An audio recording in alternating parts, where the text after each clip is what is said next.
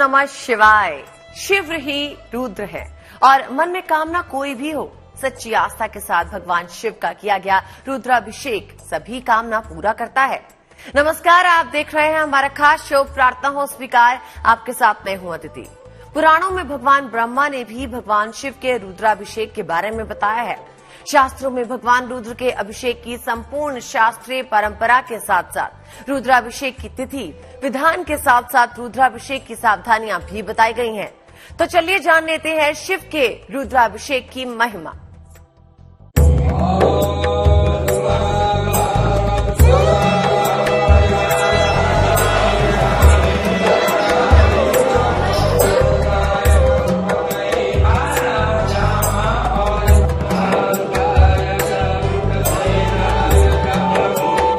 हर मन्नत पूरी करेगा रुद्राभिषेक।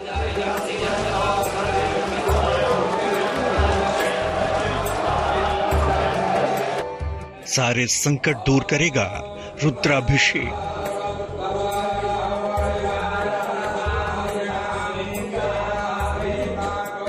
सुखद संयोग बनाएगा रुद्राभिषेक।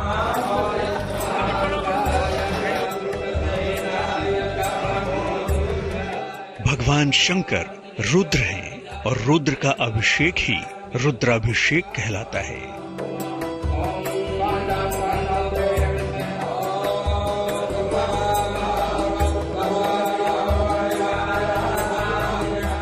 शास्त्रों में अलग अलग मन्नत के लिए अलग अलग रुद्राभिषेक का विधान बताया गया है।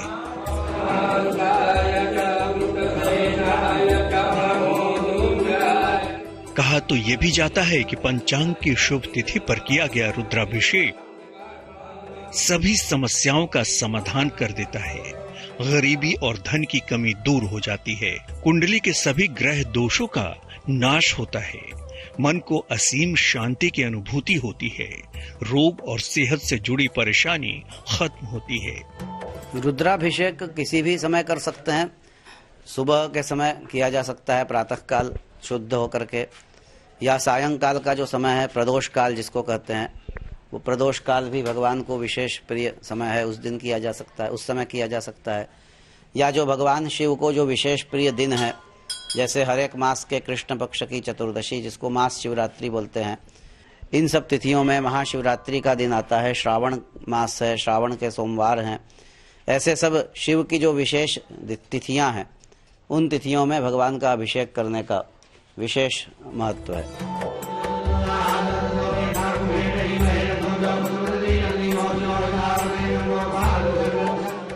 शिव पुराण की कथा कहती है कि सृष्टि का पहला रुद्राभिषेक भगवान ब्रह्मा और भगवान विष्णु ने साथ मिलकर किया था।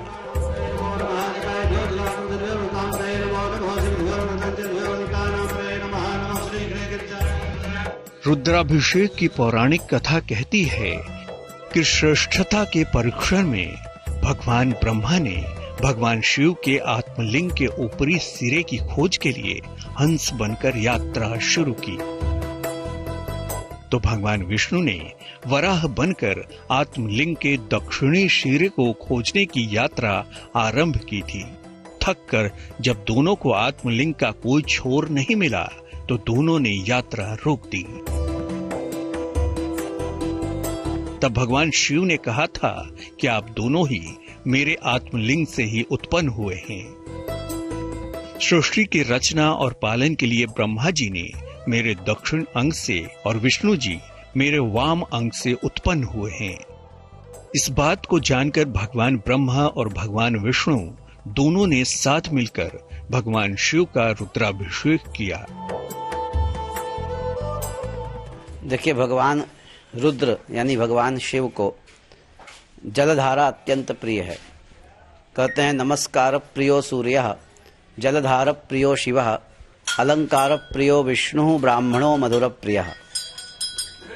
और चूंकि ऐसी कथा आती है पुराणों में कि जब भगवान शिव ने हलाहल विष का पान किया तो उस समय उनके सारे शरीर में उष्णता यानी गर्मी उनके सारे शरीर में आ गई।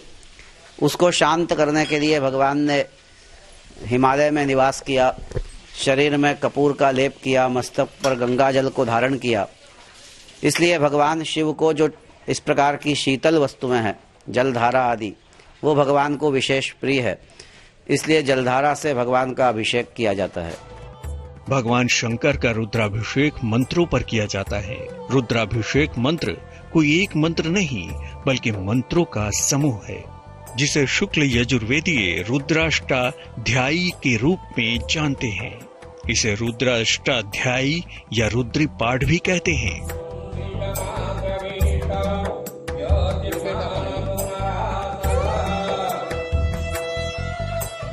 रुद्राभिषेक मंत्र की शक्ति इतनी अधिक होती है कि जिस क्षेत्र में इसका जप किया जाता है, उससे कई किलोमीटर तक के हिस्से में शुद्धता आ जाती है और वहां भी नकारात्मकता का अंत होता है।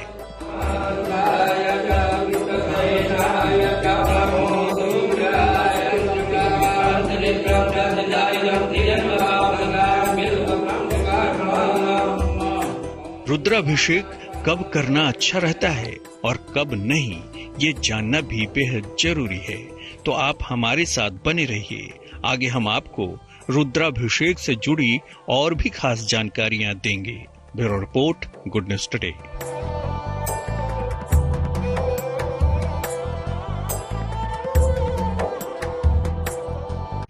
भगवान शंकर के रुद्राभिषेक की महिमा लगभग सभी धार्मिक ग्रंथों में बताई गई है। कहते हैं कि रुद्राभिषेक करने से आपकी एक दो नहीं, कई कामनाएं पूरी हो जाती हैं।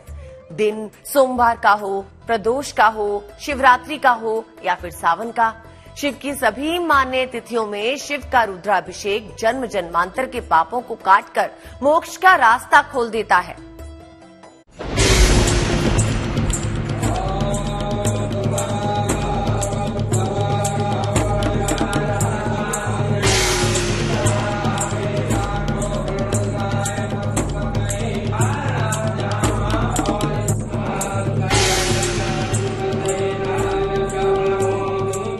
देवों के देव महादेव के दिव्य उपासना का मंत्र।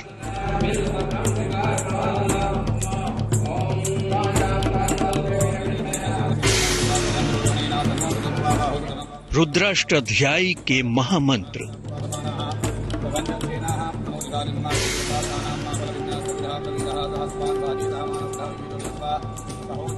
जिनसे होता है साक्षात शिव का अभिषेक।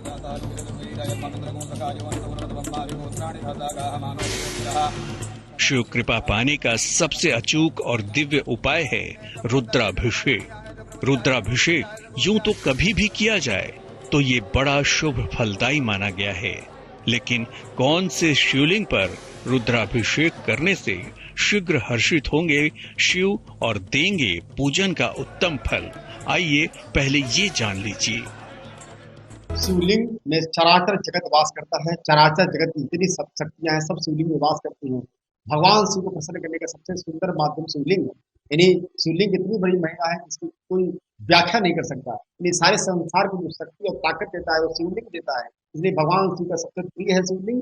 इसी के द्वारा हम लोग भगवान शिव की आराधना करते हैं। उनको प्राप्त करने का सुंदर साधन है। भगवान शिव को प्रसन्न करने का सबसे सुंदर माध्यम है उनका अभिषेक करना, उनका जलाभिषेक करना, उनका दुग्धाभिषेक करना। इनको दूध, उनको जल और तमाम प्रकार के अक्षत और फल, फूल, पुष्प, शहद, इस इत्यादि चीजें भगवान शिव को बहुत प्रिय हैं। यानी भगवान को बेलपत्र बहुत प्रिय है, भगवान को मधु बहुत प्रिय है, भगवान को शक्कर बहुत प्रिय है, भगवान को फूल बहुत प्रिय है, भगवान को जितने भी द्रव्य हैं वो सब भगवान शिव को चढ़ते हैं।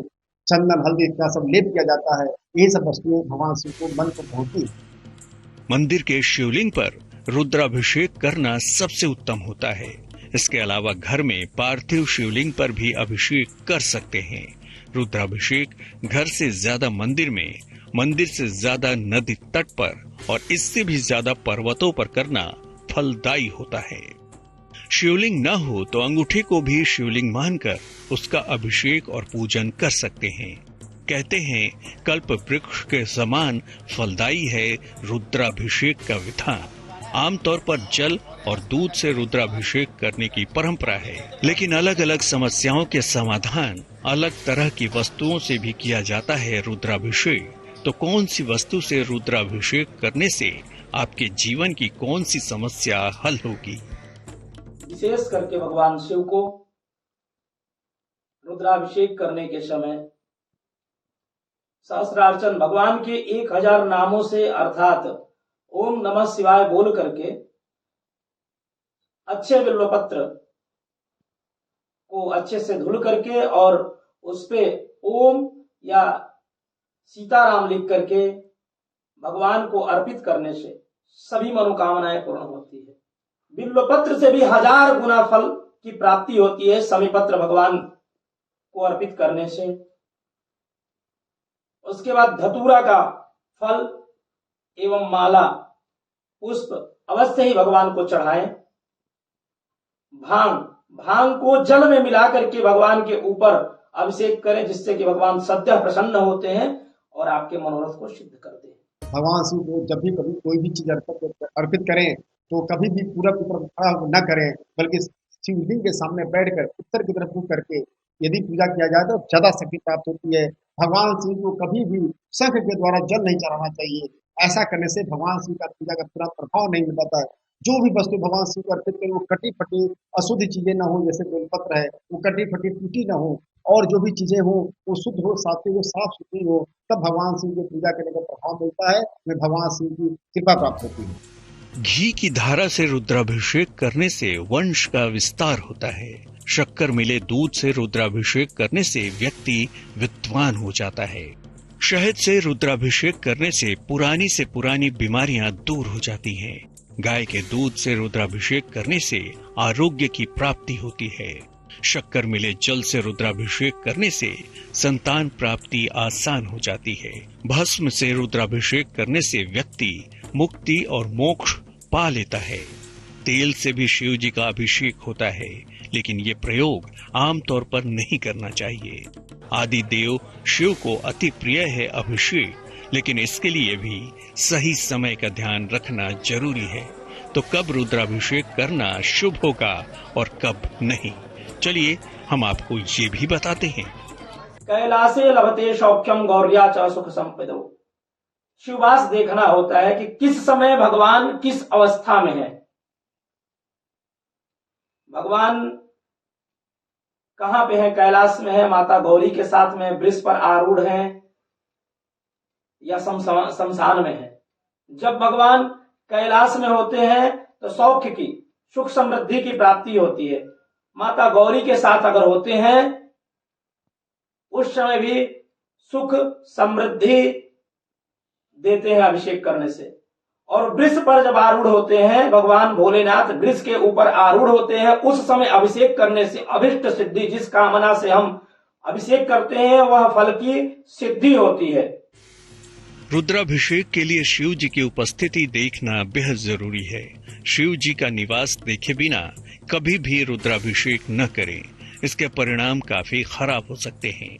शिव जी का निवास तभी देखना जरूरी है जब मनोकामना की पूर्ति के लिए अभिषेक किया जा रहा हो। रुद्राभिषेक मंगलकारी है। शिव वास की तिथियों पर किया गया रुद्राभिषेक मंगल फल देता है, लेकिन जिन तिथियों में शिव का वास नहीं होता उन पर किया गया रुद्राभिषेक शुभकारी नहीं माना गया है। रुद्राभिषेक का उत्तम फल पाने के लिए शिव जी का निवास का ध्यान जरूर रखना चाहिए, क्योंकि अलग अलग समय में शिव का निवास स्थान अलग होता है और रुद्राभिषेक तभी शुभ फलदायी होता है जब महादेव का निवास शुभ हो।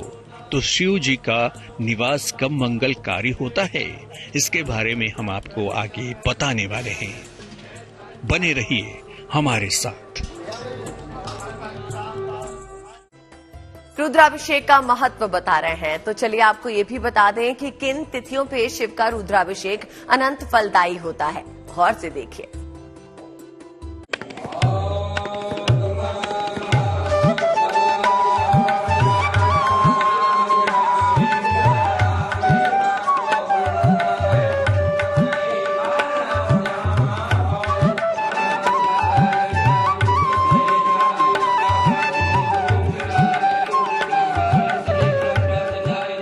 रुद्राभिषेक कब मंगलकारी है और कब अनिष्टकारी, ये तो हम आपको पहले ही बता चुके हैं।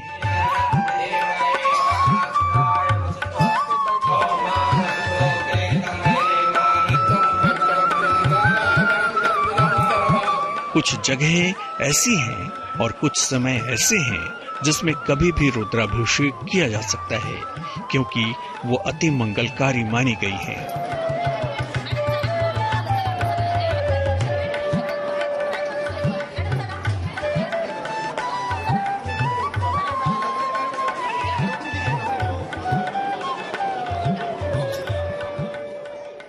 लेकिन कौन सी तिथियां और समय रुद्राभिषेक के लिए हमेशा कल्याणकारी होती हैं, आइए अब उनके बारे में भी जान लेते हैं।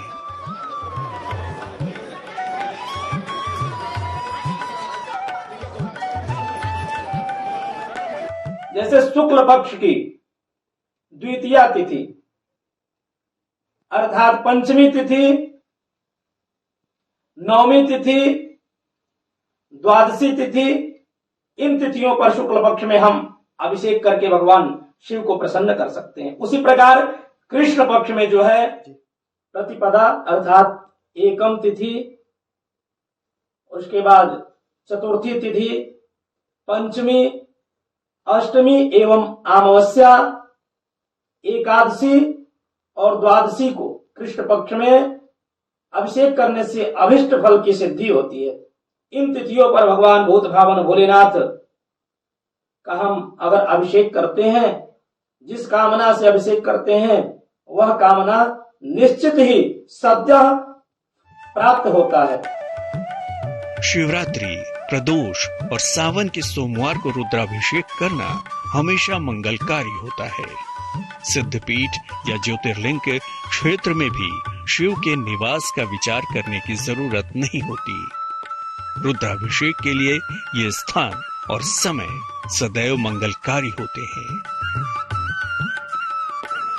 इस प्रकार ये समय रुद्राभिषेक के लिए सर्वोत्तम है, क्योंकि रुद्राभिषेक करने से बहुत जल्दी मिलती है भोलेनाथ की कृपा।